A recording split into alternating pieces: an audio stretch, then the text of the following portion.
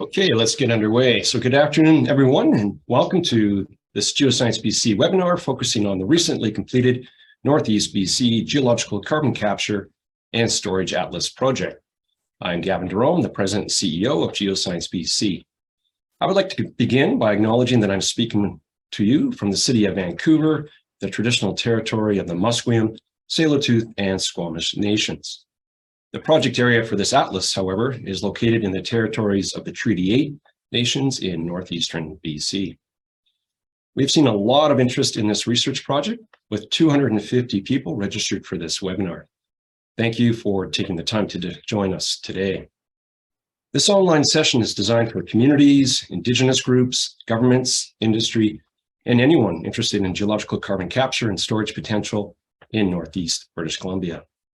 I'll start with a quick overview about Geoscience BC, then our Manager of Energy and Water, Randy Hughes, will provide a short introduction to the Atlas before handing over to the research team from Canadian Discovery to share the findings of the study. Then we'll introduce a few ideas about what to expect next and how you can get involved in future geological carbon storage projects in BC. We should have plenty of time for your questions and plan to finish at 1 p.m. Pacific. Please note that today's webinar is being recorded up to, but not including, the question and answer session. The recording will be made available in a few days on Geoscience BC YouTube channel or on our website. By default, you are all on mute and your video is switched off. You can type questions into Zoom's Q&A function at any time. And if you'd like to be unmuted to ask your question, just let us know. Now, before we dive into the project and its findings, a little background about Geoscience BC. We are a not-for-profit society that was established in 2005 to generate and share high-quality, independent earth science research and data. Our mission really is to help drive economic development, stimulate innovation, and attract investment. We focus on critical minerals and metals, on cleaner energy, and on geological carbon capture and storage projects. Through partnerships, Geoscience BC co-funds and administers these kinds of projects. Our research is peer-reviewed and is available to the public. Collaboration is a very important part of our work. We connect and work closely with governments, communities, Indigenous groups, resource sectors, and academia. To support and build our collaborative model, we launched Geoscience BC membership in early 2022. We already have more than 150 corporate, individual, student, and associate members, some of whom have joined us today. If your company, organization, or community has not yet joined, please consider signing up so that you can stay up to date on our research and to provide your input on future projects. And thank you to everyone that has already joined. I'm now going to hand over to Geoscience BC's Manager, Energy and Water, Randy Hughes, who will introduce you to the Northeast BC Geological Carbon Capture and Storage Atlas project. Over to you, Randy. Thank you, Gavin, and thank you to everyone joining us today to hear about this study. I and the Canadian Discovery team are speaking to you today from Calgary.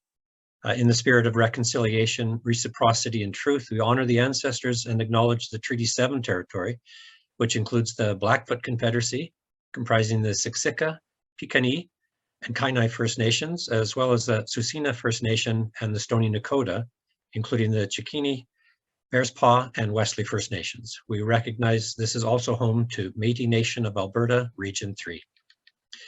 So I'm going to tell you a little bit about the project and then introduce the Canadian Discovery technical team who will be presenting the results of the study. The Northeast BC Geological Carbon Capture and Storage Atlas is a desktop study by Canadian Discovery Limited that reviewed existing gas pool and geological data to identify, assess, and rank the best CO2 sequestration sites in Northeast BC. The study focused on existing depleted gas pools and deep saline aquifers as targets for carbon storage and builds considerably from the seminal work done by Stefan Bashew in 2006 for what is now the BC Ministry of Energy, Mines, and Low Carbon Innovation. Our project was funded by the BC Hydrogen Office and coordinated through the BC Centre for Innovation and Clean Energy. So thanks to both of those entities for making this research possible. With regards to the BC Centre for Innovation and Clean Energy, as part of its focus area intelligence research, They are releasing a BC Carbon Management Blueprint, a report that is designed to provide a foundational understanding of current carbon management approaches and the value chain and market participants that drive the supply and demand of these solutions. The report analyzes the gaps and opportunities to scaling these solutions to commercialization. The report is expected to be published within the following month. Back to the Northeast BC Atlas. So the Atlas project was guided by a steering committee as well as a volunteer project advisory committee of technical experts, all of whom are listed in the study report and on our website. And we appreciate all of the expertise and input from our committee members. The Atlas study was designed to be used by a wide audience. The final report includes a plain language executive summary and key maps that show the top potential sites for depleted pools and for deep aquifers. For those who want more technical information, the report and appendices provided give filtering criteria, carbon storage potential calculations, a digital database of pool and aquifer parameters, digital shape files of maps, and much, much more. The results of this study will help guide BC's rapidly growing low carbon energy and carbon capture and storage sectors. The storage sites identified by this study represent zones that have carbon storage potential, and we recognize that additional technical work, discussions, and collaboration is required to advance any of these sites to carbon capture and storage project ready status. We see a need for more work to be done in BC's Northeast, as well as in initial assessments for carbon capture and storage in other geologic basins in British Columbia. And we will discuss some of our project concepts following the Canadian Discovery presentation. As Gavin mentioned, we will have a Q&A session following the Canadian Discovery presentation and on our update on project concepts. So please feel free to ask questions at that time. We'll do our best to answer all of your questions, but keep in mind, if you have a really technical question, you can always reach out to us at info@geosciencebc.com. There was a large team at Canadian Discovery that worked on the project, and I'd like to introduce three of the technical team who are joining us today. Natalie Sweet is the project manager for the study, and she will be presenting today. Yes, I will. Allison Gibbs is the senior hydrodynamicist, and John Gihé is the evaluations engineer, and all three will be on hand to help our team answer questions today. And with that, I'll hand it over to Natalie to start the technical presentation.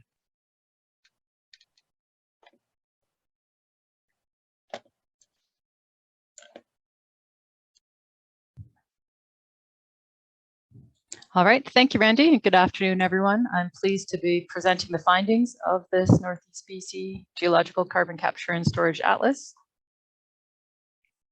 I just wanted to put up a slide on Canadian Discovery's disclaimer. If you can speed read, I'm sure you can get it all, but otherwise it is there for legal purposes. And here is the agenda for today's talk. I'll keep to a general overview, as future talks will focus more on the technical aspects of the Atlas, and we'll have links provided at the end of this presentation.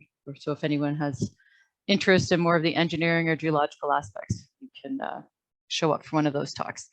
I'll start with an overview of the Atlas, including the location of the study area and the Atlas components.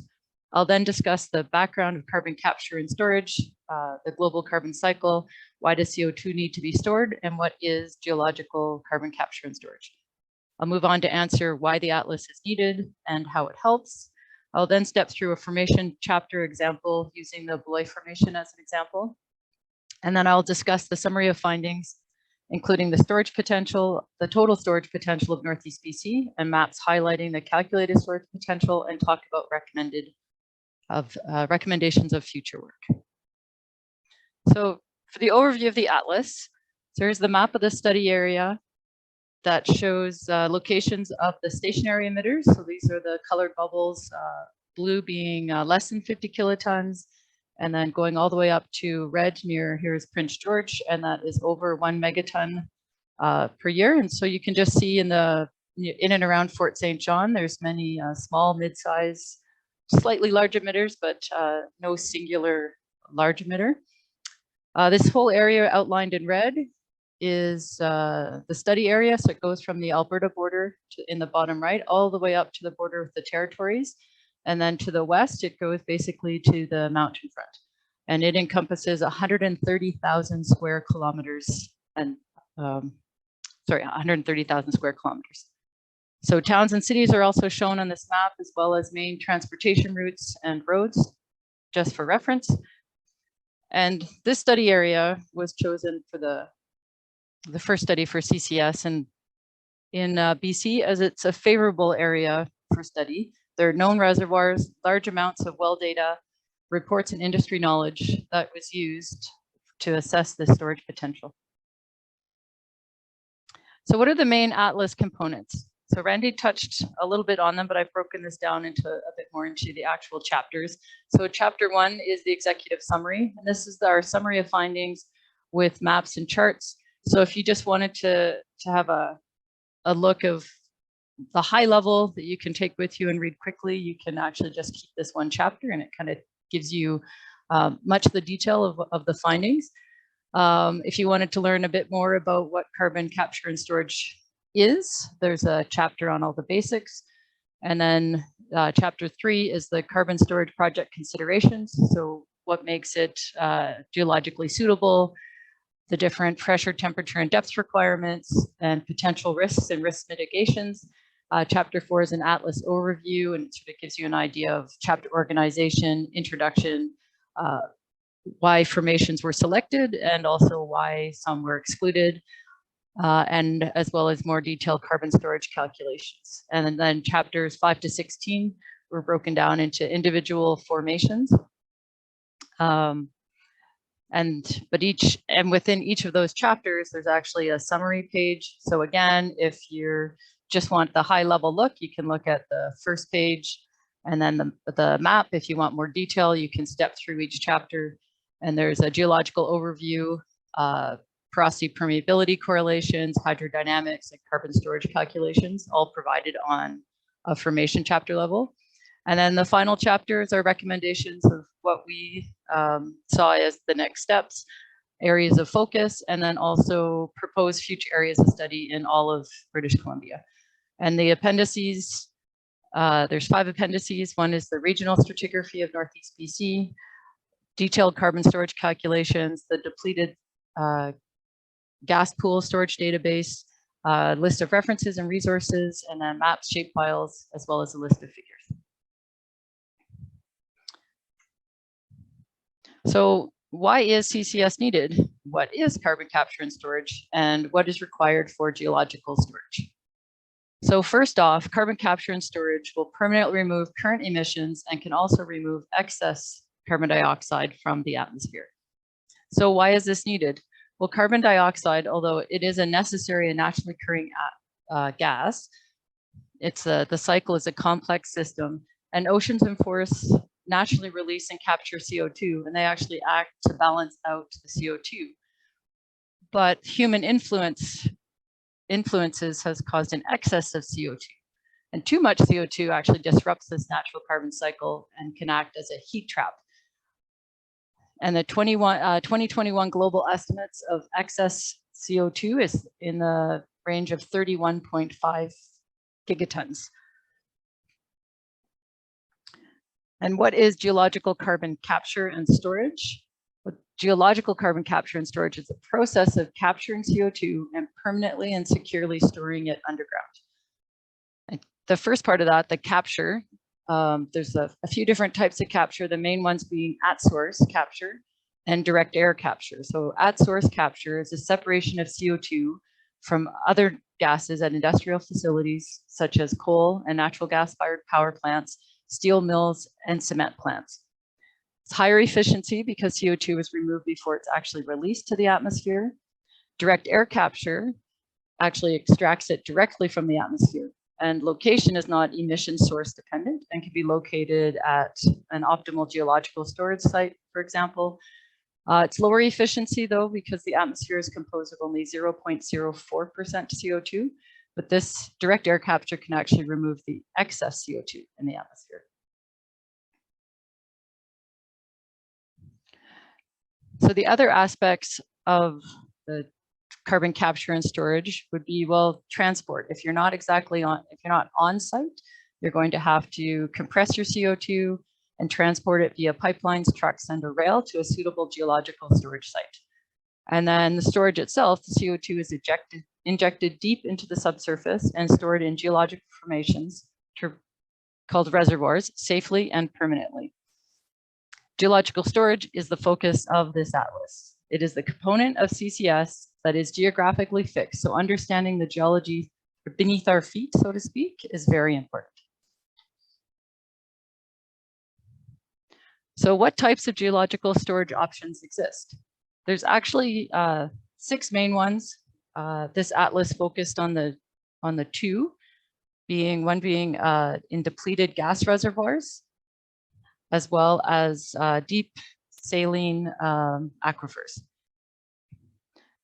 So the type 1 shown, these are just little well bores going down underground to a reservoir. This one has housed gas in the past, and we know that it's inherently suited to store CO2 for geological timescales because it has trapped gas over geological timeframes. And then the permanent storage in deep saline aquifers has the potential for long-term storage as well. So what makes a good reservoir for carbon storage? Well, you need to have good porosity. So porosity is the amount of space that exists between grains. And in this case, it's grains of sand. You can see in the bottom left in the microscopic section. So the blue are pore space, the whites are the quartz grains. And then you also need good permeability. So this is the connectivity between that pore space. So you need to be able to move your CO2 into your wellbore, through the rock, and away from your wellbore so you can actually store it more. And you need to have a sufficient thickness of reservoir because you need a big enough container. And then you also need a cap rock or seals. So you need to be able to, this example of reservoir rock on the right, so porous sandstone, and then a tight and low permeability rock on top. So it basically keeps your CO2 in the reservoir where you had placed it. So why is the atlas needed? Well, it's critical to understand the subsurface to see what geological storage options exist. Carbon management industry can play a critical role in meeting both BC's climate action and economic development objectives to attain net zero by 2050. This is Clean BC's mandate. The atlas provides key information to enable improved decision-making by policy and regulatory makers, industry, First Nations, community, and others. Is it possible to have a carbon hub model to capture and store large volumes of CO2 from multiple emitters? Industry use, there's also solutions for modest scale emitters, local decisions, and green economy. It can assist in the low carbon intensity hydrogen, opportunity assessment and decisions. So you need to know what you have before you can make any decisions of future storage and future green economies. So the atlas also fills a critical knowledge gap. Previous atlases, like the one on the right from the PCOR atlas in 2021, did not include much resolution in the storage potential of BC. And here's an outline of Northeast BC. It just kind of scoops in a little bit into there and really did not do any detailed assessment of the possibility in this wedge of Northeast BC. And then if you look at just an excerpt from the atlas of, I'll get into more detail later on in the talk what this map is actually telling you. But if you look at the same little study area now, you have details of all different formations, if there's potential, if there's not potential. And this was done by collating available public information and studies and additional mapping provided by CDL and providing a comprehensive report. So this identifies the most favorable regions for CO2 storage Northeast BC, particularly in areas with CO2 emissions that have access to infrastructure. So that's a big change from not having much publicly available data. And as Randy had mentioned too, Batu had done a regional scoping work as well. And then this atlas actually further fills this knowledge gap. So how does the atlas help? Well, it's easy to use report, maps, and database. So it is intended for a very broad audience. There's high level summaries with additional technical detail and assists a variety of different users. If you need more technical detail, it's in there. If you really just need a general overview, you can also get a lot out of this atlas.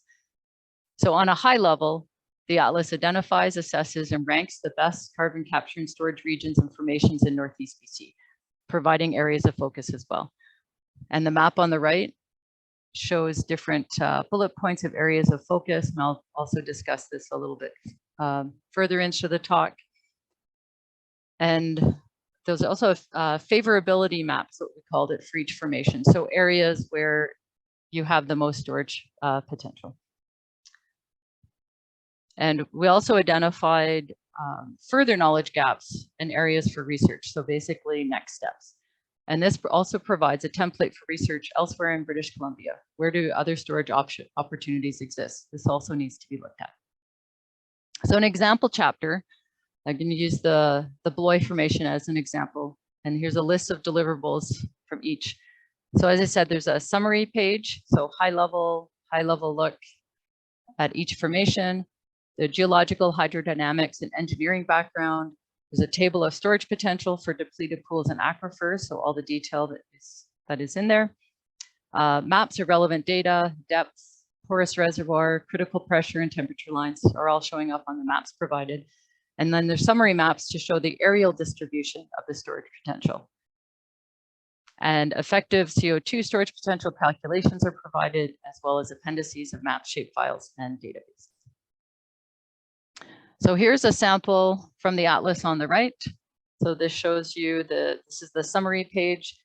And again, it's provided for a quick look at each formation. So you have a little written overview. We have a table of what we called favorability attributes. So it shows you you can use this for comparing between formations.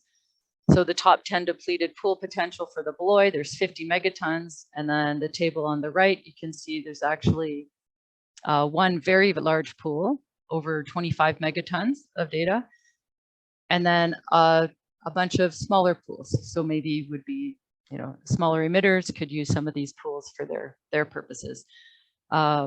Whether the regional seal potential, so it is variable in particular for this formation. So if you have to look closer, there isn't a regional seal everywhere, but in local areas, it's sealed very well.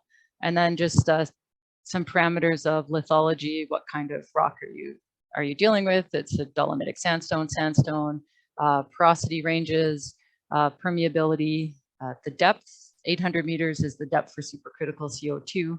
And so 800 meters line is on each map. And then it reaches depths of 2,900 meters in this area. And net reservoir thickness, it ranges from 5 to 45 meters. So just to give context of quick summaries of the main components of the Beloy. And then maps and plots are also provided. So there's a subsea structure map, so you know the depth to formation. There's porosity and permeability plots, and these are all used to calculate the storage. And then pressure and elevation helps with determining the CO2 density, and again, the amount of CO2 that you can store in your formations. Provided as well are storage potential tables. So you have both depleted gas pools and then aquifers as well. And in the depleted pools, you'll have the name from the Oil and Gas Commission of the pool. So then it's easy to find in public databases. The pool type, the well count. So with CCS, it's just good to know. You'll also need to know the vintage of your wells, but it's good to know, are these small pools, big pools? Do they have a lot of wells? Moderate size amounts of wells. All of these things are important to know. Initial pressure, temperature, average porosity, and what phase your CO2 is in, either in a gas or supercritical phase. And then the calculated theoretical storage, and then effective storage potential. I won't go into the details of all of this because that is a little too technically focused for the purpose of today's talk. But there's also a table on the aquifer properties.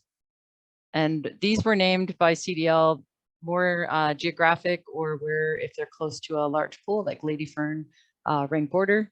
And we call these hydraulic systems because these are aquifers in broader areas. And these ones have thickness ranges because it's more scoping. We don't know all the details compared to the pool data, because the pool data is very confined data. So you have thickness ranges, pressure ranges, as well as temperature ranges, and everything's in a range because it is in large areas. And then what the statistical averages, so P10, P50, P90. And then all of this was put on maps so you can see geographically where this is. So this is the Beloy Aquifer, this is the net reservoir map. So you can see this is up on the map on the left. There is the Lady Fern ring border Beloy Aquifer. And then this is the net reservoir map. So the hot colors show where it's really thick. So there's a thick aquifer in the Beloy just to the east of Fort St. John. And then the storage potential of the depleted gas pools. These are all outlines and contours of each of the pools that met the criteria for being a depleted pool. And then there's a summary map that shows the stippled areas show the aquifers outlines, and then having the boxes of the depleted pools with their ranges of storage potential. So every formation will have these maps associated with them. So then it brings me to the summary of findings. So what did the atlas find? Well, the atlas found it identified 4.2 gigatons of carbon dioxide storage potential on a P50 basis. The P10 to P90 range for the aquifers would be 700 megatons to almost 8.2 gigatons. So that's showing the distribution on the right of this pie chart. So we quote the P50 distribution, but it could be smaller, it could be significantly bigger. And as you do more analysis, you'll be able to refine those numbers further. And then on the left is the pie chart of the spread of potential in depleted gas pools. So there's 1.2 gigatons in depleted gas pools. So this actually is enough storage for more than 66 years of stationary source emissions in BC. So there's a significant resource available for CCS. So summarizing all of this on the maps, to give you an idea, it's all fine to say, hey, this formation has this much storage, but where does it actually sit? So we did 12 formations. We stacked the storage in the aquifers as well as in identified areas where there's more than depleted pool areas where there's high potential. So the Fort St. John to Dawson Creek area, we call this the PRA, so the Peace River Arch Fairway is here in the blue star, and the hot colors show where it's has the most storage potential, and then the blues it gets less. So this stacks several formations on top of each other and calculates the total storage. And the other substantial fairway exists just south of Fort Nelson in the Middle Devonian carbonates, and that's in the green, or the red star. And then on top of this map, in the recommended areas of focus, there are outlines of significant pools.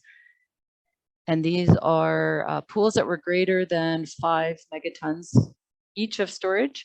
And some of these pools are actually upwards of 25 megatons. And if we zoom in a little bit more, just to show you more detail of what exists in the atlas. So this is the Peace River Arch recommended area of focus. So in the blue outline, you can see that's where that stacked aquifer existed. So those hot colors, so that's the best aquifer. And then these outlines in this sort of orangey color, is actually more than 25 megatons of storage in each of these. And then the call out points identifies what formations are the main formations there. So in this main aquifer, there's the Blue Sky, Catamount, Nickenassin, Baldonnel, and Beloy. For those in the oil and gas industry, those names mean something. My apologies for people who just hear names on those ones, but and then as well as it points out the depleted pools that exist in that area. So if you have particular interests, say in the Fort St. John, you could go to each of these chapters, the Blue Sky chapter, Catamount chapter, and pull that out and then find all of the details in each of those. So this is really meant to be a really great guide for further analysis here.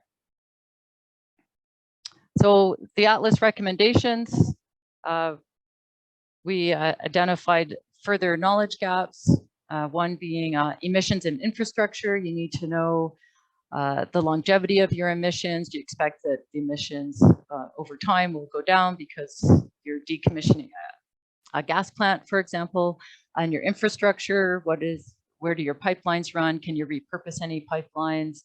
Are there any risks to containment? So there's a whole study on faulting that needs to be done beyond what's already existing.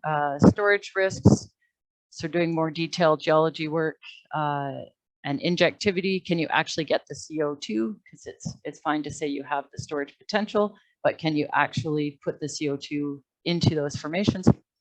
And then other areas of recommendation of work throughout BC. So there's the Geological Basin, which exists right here in the center. So that's west of Prince George and Quesnel, where there are some fairly large emitters in here. The Fernie Basin in the very southeast corner, there's emissions, and there's also sedimentary rocks in this Fernie Basin that can be looked at further. And then the Georgia Basin, are there possibilities of CCS there? So that brings me to the end of the talk. The project partners acknowledge that this research concerns the territory of Treaty 8 First Nations in BC. We encourage anyone considering new development or activities in these territories to engage early and engage often with the appropriate Indigenous groups. There's a link here so you can identify any potentially impacted First Nations, and their contact information is there as well. And Canadian Discovery would like to thank our project partners, Geoscience BC, British Columbia Centre for Innovation and Clean Energy, CICE, and EMLI, the Ministry of Energy, Mines and Low Carbon Innovations Hydrogen Office.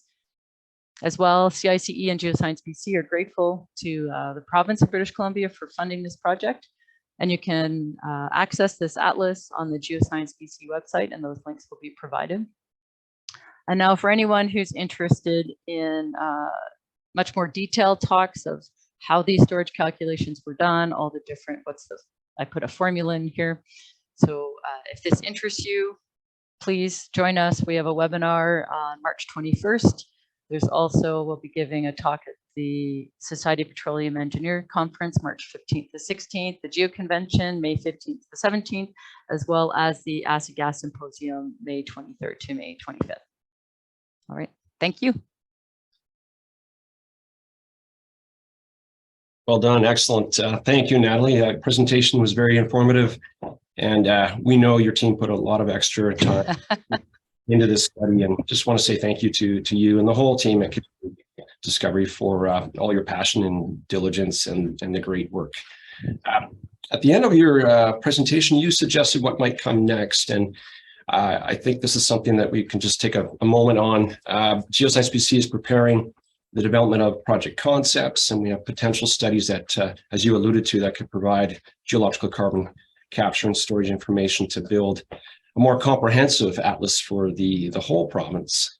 For example, we have project concepts and development in North Central BC and Southwest BC, and you touched on some of those sedimentary basins that might be pertinent. So I'll ask Randy again, just to maybe elaborate on our project concepts and provide some detail. Over to you, Randy. All right, thanks, Gavin. So the map on this slide shows the sedimentary basin areas of British Columbia in gray and in orange shading, as well as some of the CO2 emissions data shown by the bubbles. Our Northeast BC Atlas project covered the gray area, which is the Western Canada Sedimentary Basin portion that's in Northeast British Columbia. In order to understand geologic carbon capture and storage potential in other parts of BC, we are looking at basins that are proximal to emission sites, including the Geological Basin in the central part of the province, the Georgia Basin centered on the lower mainland near Vancouver, and even the small Fernie Basin in the southeast corner of BC. So our plan is to build a province-wide carbon capture and storage atlas using the Northeast BC Atlas as a template and to make all of the findings publicly available. I'm going to talk briefly about two of the carbon capture and storage related project concepts that we're developing at Geoscience BC. So the first is the North Central BC Nechako Basin Geological Carbon Capture and Storage Atlas, and that'll focus further study on the large Nechako Basin west of Williams Lake and Prince George. So previous geoscience research to support exploration for hydrocarbons in that area has shown that the basin has good reservoir characteristics, making it potentially suitable for the capture and sequestration of carbon dioxide. This project will compile all available geoscience data for the basin, including past Geoscience BC supported research, to make a preliminary assessment of the basin's carbon sequestration potential and to identify areas for further research. Another area we're looking at, the Southwest BC Geological Carbon Capture and Storage Atlas, will focus on BC's lower mainland and southwest region. So this research is important because the area has significant sources of carbon dioxide emissions. The region is host to thick, deep sandstone formations. However, research is needed to understand their potential for carbon dioxide sequestration. Finding and technically assessing feasible sequestration targets in the region will provide information to help in decision-making by governments, communities, Indigenous groups, and industry. As we discuss future research, other groups who want to understand the potential for carbon capture and storage in other basins, such as the Fernie Basin in Southeast BC and the Bowser Basin in the Northwest, are also approaching us. Geoscience BC also has a series of other project concepts covering research to focus critical minerals and metals and cleaner energy development. If you're interested in being involved in developing next stage research, feel free to ask questions, follow the QR codes on the screen, or email us at info@geosciencebc.com.